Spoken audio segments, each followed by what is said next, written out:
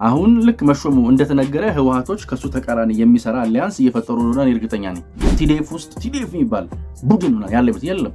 ሁሉም የየራሳቸው ነው ያላቸው። ከዛ ውስጥ አብዛኛው ያለው ሰው ታደሰ ወረደ ነው። ወረደ ማስቀጠል ከሚገባቸው ትልቅ የትጌታቸው ስኬቶች መካከል አሁንም በትግራይ ውስጥ የጥይት ድምፅ እንዳይሰማ ማድረግ መቻል ነው። ምስራቅ አፍሪካ ላይ አለው ትል ነበር፣ እኔ ነኝ ትል ነበር፣ ከኔ በላይ ሰው የለም ትል ነበር፣ ከነካቿት ምስራቅ አፍሪካ ይንቀጠቀጣል የሚባልላት ቡድን ናት። የስልጣን ጥም ፍላጎት፣ የወንበር ጥም ፍላጎት፣ የመበጥበጥ ናፍቆት ስላለባቸው ነው የዱርዬ ስራ እየሰሩ አለሁ ለማለት። አሁን ነጮቹ የሚያውቁት የሚሰሙት አብረውት ሰው ወርቶ የሚያውቁት ሰው መጥቶላቸው ወረደን እንፈልጋለን ሲሉ ነበር አይደል? ሲበጠብጡ ታያቸዋላችሁ። ለምን? ለኢሳያስ ስለማይመች፣ ለምን? ለዱርዬነታቸው ስለማይመች። ፒኤልኤፍ እንዳልኳችሁ ለኔ የተፈጥሮ ሞቷን ሞታለች። አሁን የሞት ሰርቲፊኬቷን የሚሰጣት ሰው ከመሃሏ መጥቷል። እሷም አታርፍም፣ እሱም አይሰማትም፣ ይኮረኩማታል። ይሄን የሽግግር መንግስት ተብሎ የተሰጣቸውን አስተዳዳሪ የሽግግር መንግስት አድርገውት የሽግግሩ ለመቸጋገር ሲጠቀሙበት የምናገኛቸው ቀን ብዙ ሩቅ አይሆንም። ሰላም ጤና ይስጥልን ውድ ዮሐንስ ኮርነር ቤተሰቦች፣ እንዴት አላችሁ? እንዴት ከረማችሁ? እንዴት ሰነበታችሁ? አላችሁ ወይ? አለን እኛ ዛሬም እንግዲህ ዳግም ተመልሼ መጥቻለሁ። ዛሬም በተለያዩ ርዕሰ ጉዳዮች ላይ እንነጋገራለን። የተለያዩ ሀሳቦችን እያነሳን ሀሳብ የምንጥልም ይሆናል ማለት ነው። ዮሐንስ ኮርነር ላይክ፣ ሼር፣ ሰብስክራይብ ማድረግ እንዳይረሳ። እንግዲህ በተሻለ ሁናቴ ላይክ፣ ሼር፣ ሰብስክራይብ እያደረጋችሁ ስላላችሁ እጅግ አድርጌ ነው የማመሰግናችሁ። አሁንም ላይክ ሼር ሰብስክራይብ የማድረጉ ነገር እንዲቀጥልም በድጋሚ ጠይቃችኋለሁ። ዶክተር አብይ ታሪክ ሰርተዋል። ኢትዮጵያ አሸንፋለች። ታላቁ የምስራች ትላንትና ተበስሯል። ወዲ ረዳ ከስልጣን ተነስተዋል፣ ተሸኝተዋል። ወዲ ወረደ ወደ ስልጣን መጥተዋል። እና ጅሬ ይህችን ወሬና ይህችን ወግ ይዘው የተለያዩ እሳቤዎችን የተለያዩ ወሬዎችን እያነሱ ነው። እሱ ራሱን ችሎ በጣም የሚያዝናና ነገር ነው። እነ ደብረ ጽዮን የሚፈልጉትን ቡድን አሹመዋል፣ በዚህም አብይ ተሸንፏል የሚሉ ሰዎች አሉ። እውነት ግን አብይ ተሸንፏል? ከ1960ዎቹ የትግራይ በረሃ ታሪኩ ጀምሮ ወደ ጎን መበላላትን፣ ወደ ጎን መተኛኘክን ስራው አድርጎ የነበረው ህወሓት ትላንትናም በሴሪሞኒ አዲስ አዛዥ ተሹሞለታል። በዘዌ ጠቅላይ ሚኒስትር አብይ አህመድ በትላንቱ ስራቸው ትልቅ ድልን አስመዝግበዋል፣ አሸንፈዋል። የሚፈልጉትን ሰው ትክክለኛውን ሰው ስልጣን ላይ አስቀምጠዋል። ጌታቸው ረዳም ትክክለኛ ምርጫ ነበር፣ ታደሰ ወረደም ትክክለኛ ምርጫ ነው። አንዳንዶች እንደሚሉት እነ ደብረ ጽዮን ገብረ ሚካኤል ከታደሰ ወረደ ጋር መስራት ይፈልጋሉ፣ ለዛም እነ ደብረ ጽዮን ናቸው ታደሰ ወረደን ስልጣን ላይ ያስቀመጡትና ያሾሙት ይላሉ። እሺ ምናችሁን ነው የሚያማችሁ? ቀልድ ነው አስቡ። የፌዴራሉ መንግስት ትግራይን የምታክል ክልል የሚመራ ሰው ስልጣን ላይ ሲያስቀምጥ ዝም ብሎ አይደለም ያስቀምጠው፣ በተለያየ መንገድ ነው። የኢትዮጵያን ድል እንፈትሸው።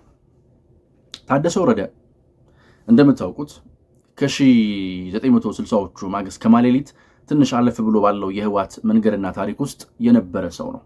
ጋንግ ነው፣ ጋንግስተር ነው፣ ታጣቂ ያለው ዱለኛ ነው፣ ይማታል። አሁን ደብረ ጽዮን ኬጂ ወላጅ እንደመጣለት የኬጂ ተማሪ ትግራይ ውስጥ ልቅበጥ ቢል የሚሰማው ኃይል የለም። ጥርሱን ነው የሚለው። ሰውየው ወታደር ብቻ አይደለም፣ እንበረብረዋለን። ብዙዎች እንደሚሉት ታደሰ ወረደ ትናንትና ከነ ደብረ ጽዮን ጋር ይሰራ ነበር እና አሁንም ችግር ይሆናል ይላሉ። መች ነው ታደሰ ወረደ ከነ ደብረ ጽዮን ጋር ይሰራ የነበረው? ትላንት ታደሰ ወረደ ምን ነበር? ምክትል እያለ ምን ይፈልግ ነበር? ስልጣን ይፈልግ ነበር። ለምን ስልጣን እንፈለገ ካልን ኦልድ ጋርድ ከሆኑ የህወሓት ሰዎች መካከል አንዱ ነው።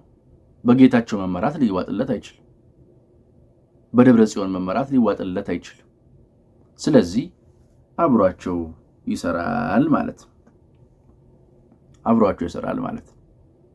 አሁን ወደ ስልጣን ሲመጣ አብሯቸው ይሰራል ወይ? አይሰራም። ለምን አይሰራም? አሁን ልክ መሾሙ እንደተነገረ ህወሓቶች ከሱ ተቃራኒ የሚሰራ አሊያንስ እየፈጠሩ ነው። እርግጠኛ ነኝ እየተዘጋጁ ነው።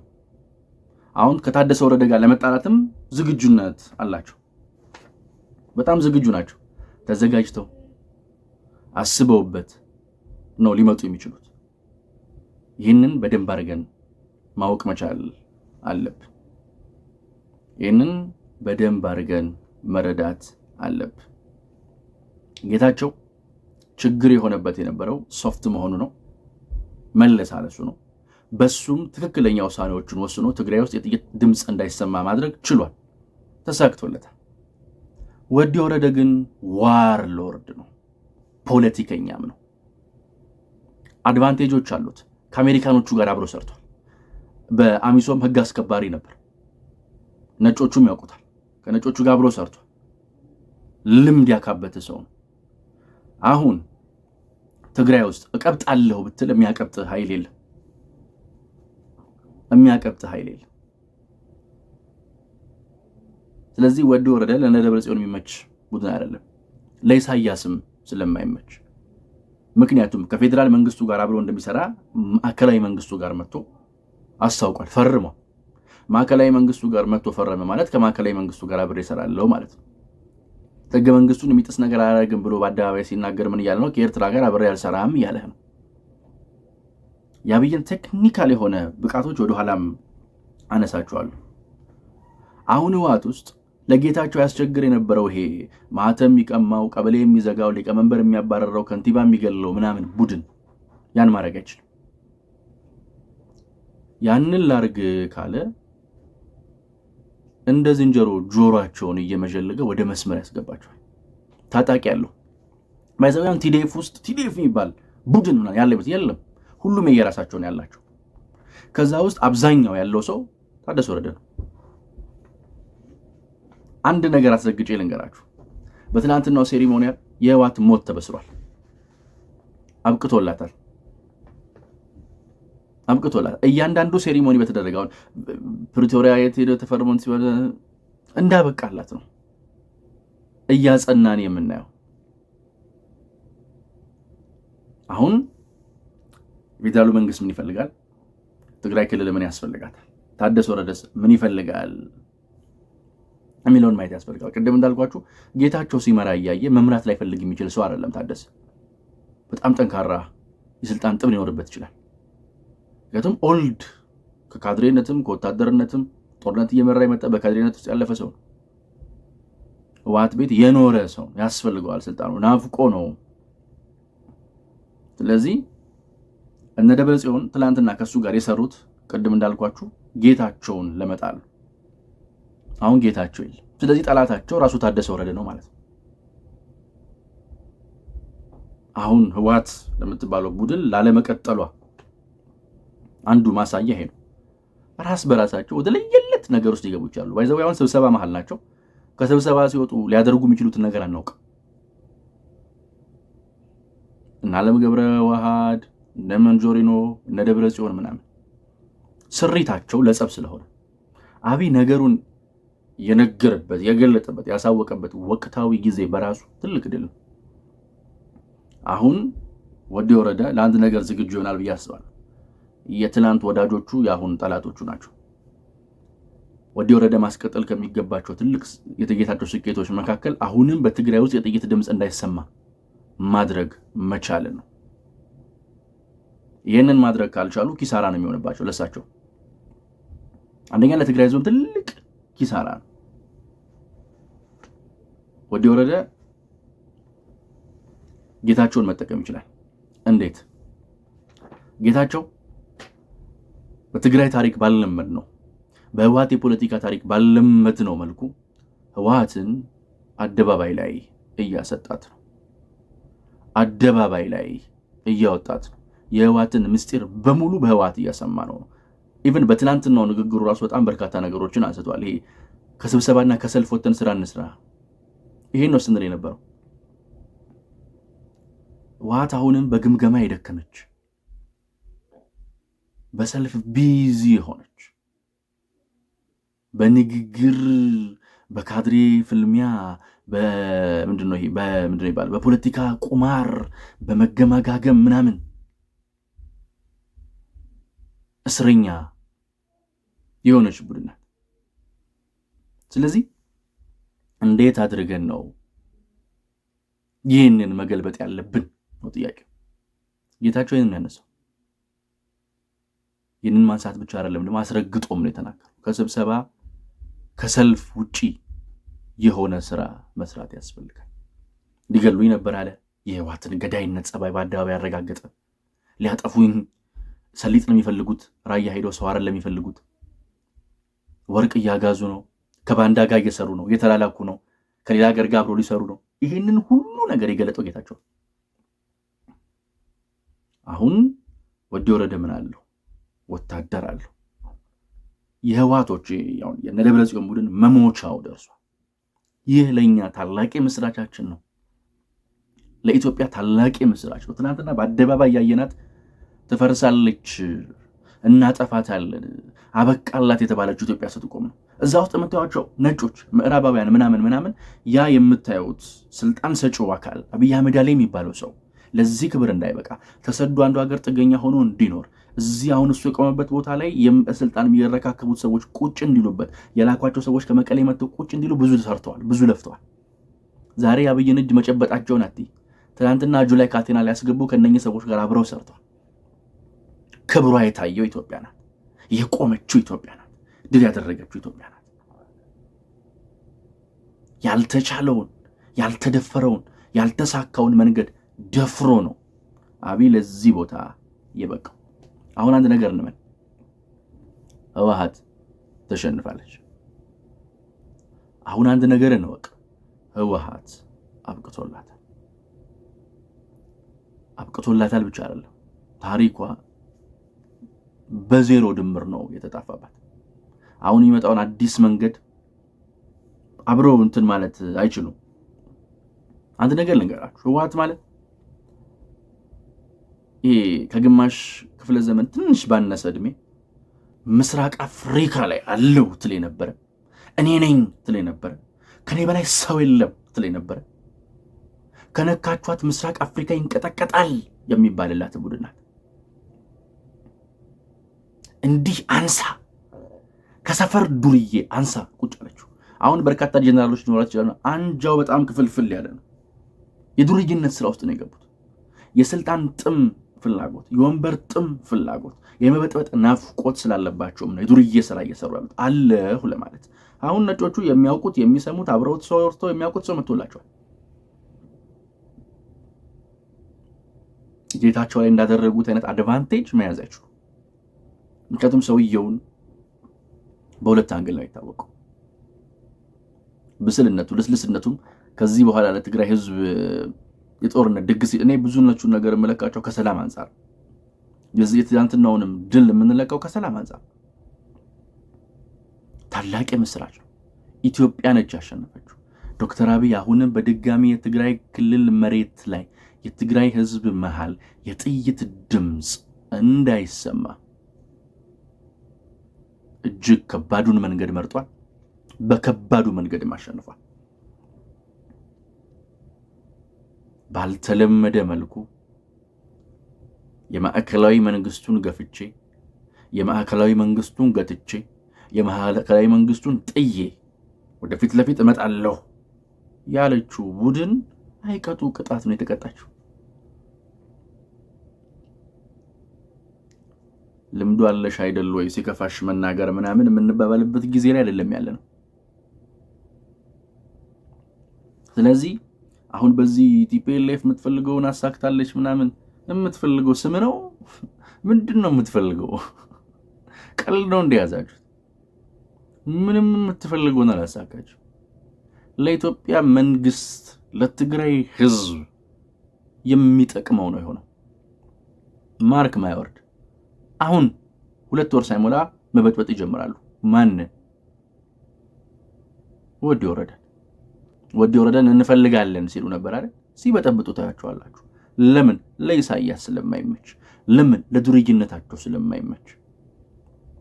ዲዲአር አስፈጽማለሁ፣ ኮሚኒኬሽኑ ተጠቅሜ ሰላም የሚያጸና ስራ ሰራለሁ፣ ተፈናቃዮችን ወደ ቦታቸው ለመመለስ ነው የምሰራው የሚል ስምምነት ፈርሞ ነው ወደ ስልጣን የወጣው። በተደጋጋሚ አዲስ አበባ ይመጣ ነበር። በተደጋጋሚ ከጠቅላይ ሚኒስትር አብይ አህመድ ጋርም ይወያይ ነበር። ይህ ሰው ሄዶ እዛ ከደብረጽዮን ጋር ይሰራል የሚል ግምት የለኝ። ጌታቸውም አሁን በሚዲያ በኩል ይቀጠቅጥለታል። እንረብሸዋለን ካሉ ደግሞ ይመታቸዋል። ምክንያቱም ሰውየው ዋር ሎርድ ነው፣ ቀላል ሰው አይደለም። በጦርነቱም ወቅት ትንሽ ሚዛን ለመጠበቅ ለነጮቹም ለምኖቹ ሚዛን የጠበቀ መግለጫ የሚሰጠው እሱ ነበር፣ ወፈፊ አይደለም። እና ጠቅላይ ሚኒስትር አብይ አህመድ ደማቅ ታሪክን የሰሩት የዚህን ዋጋ ምናልባት ከስካራችን ስንወጣ፣ እድሜ ሰጥቶን ምናልባት ከድንዛዜያችን ስንነቃ፣ እድሜ ሰጥቶን ምናልባት ካጎነበስንበት ቀና ስንል ይገባን ይሆናል። ያ አካል አይደለ ብዙም ፒኤልኤፍ እንዳልኳችሁ ለኔ የተፈጥሮ ሞቷን ሞታለች። አሁን የሞት ሰርቲፊኬቷን የሚሰጣት ሰው ከመሃሏ መጥቷል። እሷም አታርፍም፣ እሱም አይሰማትም፣ ይኮረኩማታል። ወታደራዊ ሎርድነቱም ከሌሎቹ የተላቀ እንደሆነ ነግሬያቸዋለሁ። ጸጥታ ኃይሉ በእጁ ነው ያለው። የተወሰኑት ጀነራሎችም ከነዛኞቹ ይልቅ ለሱ ይቀርባሉ፣ ጓዳዊነቱን ምኑን ካነሳ። ስለዚህ አሁንም አብይ ይሄንን ሲያረግ እያየ አብይ ሰው አይሾምልንም፣ አብይ እንትን አይልልንም ምናምን የምትል ሰው ካለ ማለት ነው የአእምሮ ጤንነት ስለሚያሳስበኝ አጠገብህ ወደ ጤና ተቋም ሂድ።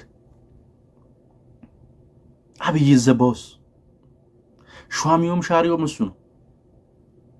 አየነው እንግዲህ ፕራክቲካሊ አየነው ነው። ሽሮ ሹሞ ስልጣን ሰጥቶ አጀንዳ ሰጥቶ ተልኮ ሰጥቶ የሚልከሱ ነው። ወደድክም ጠላህም ጣፈጠህም መረረም አኘከውም አላኘከውም ቲፒኤልኤፍ ማርክ ማይ ወርድ እንደ ቁምቡርስ ተበላልቶ ያልቃል። ይሄን የሽግግር መንግስት ተብሎ የተሰጣቸውን አስተዳዳሪ የሽግግር መንግስት አድርገውት የሽግግሩ ለመቸጋገር ሲጠቀሙበት የምናገኛቸው ቀን ብዙ ሩቅ አይሆንም። ምክንያቱም ህወሓት ነች። መበጥበጥ ይመቻታል፣ መቆራቆዝ ይመቻታል፣ ድብድብ ይመስጣታል፣ ሰላም አይመቻትም። እኔ እኮ የትግራይ ህዝብ ጠላቶች ተብሎ ያለ ቦታ ሲፈለግ እኮ ይገርመኛል። ከህወሓት ይባሳል። ስለዚህ አሁን በዚህ ዶክተር አብይ የሰሩትን ይሄ ትልቅ ድል ነው፣ ታላቅ የምስራች። ከዚህ በኋላ መበጥበጥ የማይችሉበትን ቀንበር ነው ያስቀመጥባቸው። አሁን ባለው የዓለም ተለዋዋጭ ፖለቲካ ውስጥም የሚኖረው ሚና ቀላል አይሆንም። የቀጠናው አስተላለፍ ለኔ ግን ህወሓት የምትባል ቀጠናው ላይ ያለች የምትባል አሮጊት ጁቬንተስ የሆነች ቡድን እድሜ ጠገብ ዋርካ ሴራ ጠፍቶባት ተንኮል አልቆባት ከልጅ አንሳ ከጅል ቀላ ከሞኝ ተናንሳ እንዲህ ሆነ ማየት ከዛ ያብይን ፖለቲካዊ አቅም አሁንም ደግሞ አለመረዳት ምን አይነት መረገም ነው ግን?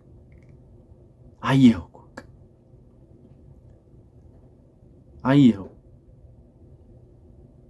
እንደንትን አርቄ ወረውራለሁ ብሎ ያሰቡት ሰውዬ እንደ መንችክ እየጣለ ሴማክሴ እየተጫወተባቸው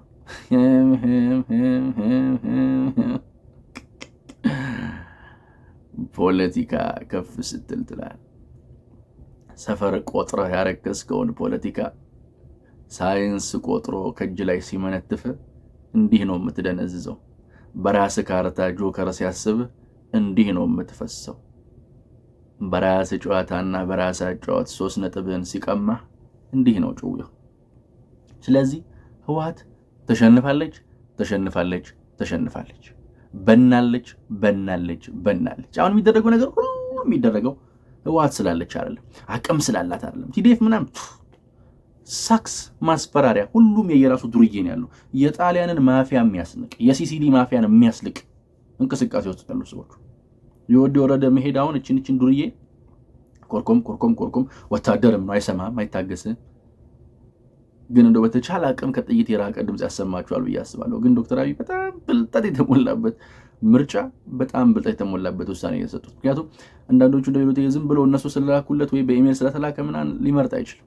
በጣም ብዙ ስራዎችን ሰርቶ በጣም ብዙ መሬት የረገጡ ነገሮችን ተመልክቶ መርምሮ ነገ ምን ይመጣል ከነገ በስቲያስ ይሄ ቢሆን ብሎ ነው እንትን የሚያደርገው እና ትልቅ ድል ነው ለኢትዮጵያውያን። የታላቅ የምስራች ነው። አሁንም ሰላማችንን እናጽና። ከሁሉም በላይ ለትግራይ ህዝብ ከፍተኛው ሰላም ያስፈልገዋል እና እሱን በደንብ አጽንተን እኒ ነው የምንለው። ሳሉቴ የበሻሻው አራዳ ይቀጥላል ወይ ደግሞ ይቀጥላል ነው የምንለው። እኔ ግን ሁሌም እንደምለው እንደማይለወጥ አድቃል አዲስ ትውልድ አዲስ ተስፋ፣ ሁሉም ጥሩ ይሆናል። የኔና የናንተ ሀገር እንደ ልማዷ ታሸንፋለች። ዮሐንስ ኮርነር ላይክ፣ ሼር፣ ሰብስክራይብ ማድረግ እንዳይረሳ። ፈጣሪ ኢትዮጵያና ህዝቦቿን አብዝቶ ይባርክ።